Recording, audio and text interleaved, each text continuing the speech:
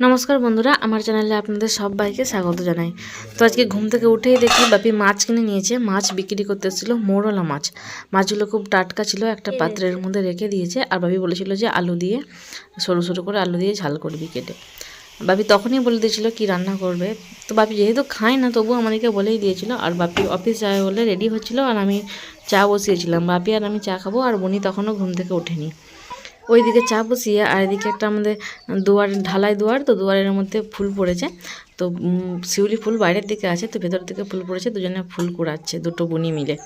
তো ওরা কি বলছে শুনুন। দেখি টুয়া তাকাও। কি করছো তোমরা? বাহ, কি ফুল?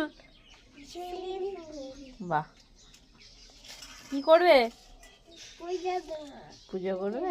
আচ্ছা, ঠিক আছে। ওরা ফুল করেছিল, ওদিকে বললাম চা খাওয়ার জন্য, বললো না খাবো না। তো আমি আর বাপি চা খাবো। বাপিকে চা দিয়ে দিয়েছি, বাপি খাচ্ছে দাঁড়িয়ে দাঁড়িয়ে, আর আমি চা নিয়ে বসে বসে খাচ্ছি। তো চায়ের সাথে বিস্কুটও নিয়েছিলাম দুটো। চা বিস্কুট খেয়ে নিয়েছি। খেয়ে নিয়ে এবার বাড়ির কাজগুলো সারবো। তো ততক্ষণে ওই যে কাকুর মেয়েটা ফুল করেছিল না, ও মায়ের কাছে ঝোঁক ধরেছে যে আমি বদ্দির কাছে পড়তে যাব। তো পড়তে এসেছিলাম, দিয়ে ওকে একটু পড়ালাম, লিখছিল, দিয়ে বাড়ি চলে গেল। এখন বাজে 10টা, আর আমি রান্না বসিয়েছি। বেগুন ভাজছি। বেগুন বুনি খায় না, তাই আমি একা খাবো যেহেতু, তাই আধখানা বেগুনই ভাজছি। বেগুনটা প্রথমে নুন আর হলুদ মাখিয়ে রেখেছিলাম একটু নরম হওয়ার জন্য, আর দিয়ে বেগুনটা কড়াইয়ের মধ্যে দিয়ে ঢাকা দিয়েছিলাম। এই যে দেখুন, এক দিকটা হয়ে গেছে, এক দিকটা, তো অপর দিকটা উল্টে দিলাম। বেশিক্ষণ সময় লাগে না। তো বেগুন ভেজে নিয়েছি, আর বেগুন ভেজে আর অন্যান্য তরকারিগুলো করে নেব। আগেই বলেছিলাম যে মৌরলা মাছ এনেছিল, ভাবি বলেছিল আলু দিয়ে ঝাল করার জন্য। তো আলু সরু সরু করে কেটেছি আমি, কেটে এখন কড়াইয়ের মধ্যে দিয়েছি ভাজার জন্য।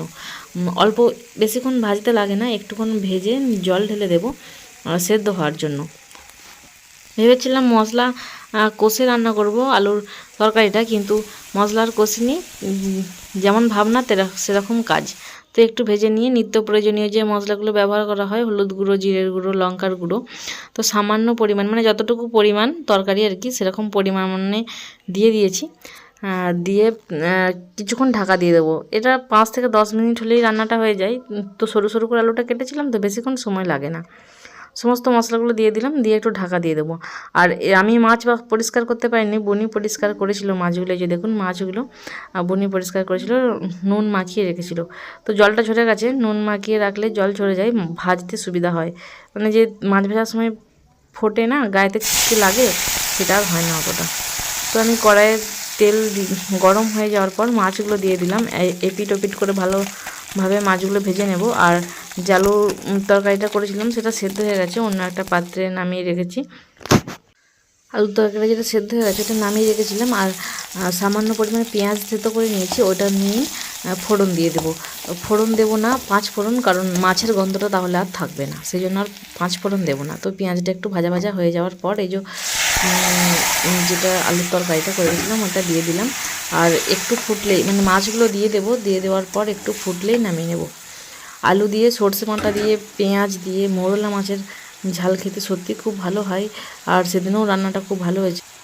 আর বিশেষ কিছু রান্না করব না, আর করব সবজি দিয়ে একটা টক, তেঁতুল দিয়ে সবজি দিয়ে টক।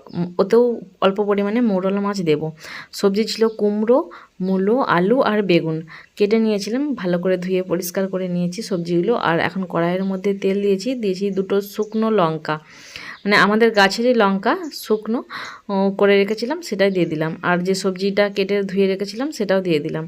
আর এটা বেশিক্ষণ সময় লাগে না, একটু ভেজে নিয়ে অল্প পরিমাণে জল দিয়ে দেবো সেদ্ধ হওয়ার জন্য। আর টক, সবজির টককে সেরকম মতো মশলা কিছু লাগে না, সামান্য পরিমাণ হলুদের গুঁড়ো দিয়ে দেবো, দিয়ে সেদ্ধ হওয়ার জন্য রেখে দেবো। 5 থেকে 10 মিনিট হয়ে যাওয়ার পর যে বাড়িতে তেঁতুল ছিল, তেঁতুল মানে আগের বছরের তেঁতুল কিনে রাখা হয়েছিল, সেই তেঁতুল। আর যে দেখুন মাছের তরকারিটা হয়ে গেছে, আপনাদেরকে দেখালাম। আর এটাও ভাজা হয়ে গেছে। এরপর জল দিয়ে দিলাম, দিয়ে দেবো সামান্য পরিমাণ হলুদের গুঁড়ো। ওইদিকে ওইটা সেদ্ধ হতে থাক, আর এদিকে নিয়ে নিয়েছি সামান্য পরিমাণ তেঁতুল ও টকে দেওয়ার জন্য। তো তেঁতুলটা কিছুক্ষণ ভিজিয়ে রাখলে ভালোভাবে মাখা যায় আর কি, টকটা হয়ে গেলেই হয়ে যাবে রান্না। তেঁতুল রেখে নিয়ে ভিজিয়ে, আর আমি খুন্তির সাহায্যে দেখে নিয়েছিলাম যে সবজিগুলো সেদ্ধ হয়েছে নাকি। তো দেখলাম সেদ্ধ হয়ে গেছে, এরপর তেঁতুলটা দিয়ে দেবো। তেঁতুলটা দিয়ে দেওয়ার পর যে মাছটা ভেজে রেখেছিলাম ওইটাও দিয়ে দেবো, তাহলেই হয়ে যাবে। চলুন আজকের মতো ভিডিওটা এখানেই শেষ করছি। আপনারা সবাই ভালো থাকবেন। ভিডিও কেমন লাগছে অবশ্যই কমেন্টে জানাবেন। যদি আমাদের ভিডিও আপনাদের ভালো লাগে তাহলে একটা লাইক করে দেবেন। দেখা হবে খুব শীঘ্রই নতুন কোনো ভিডিও নিয়ে। ততক্ষণ পর্যন্ত সবাইকে টাটা।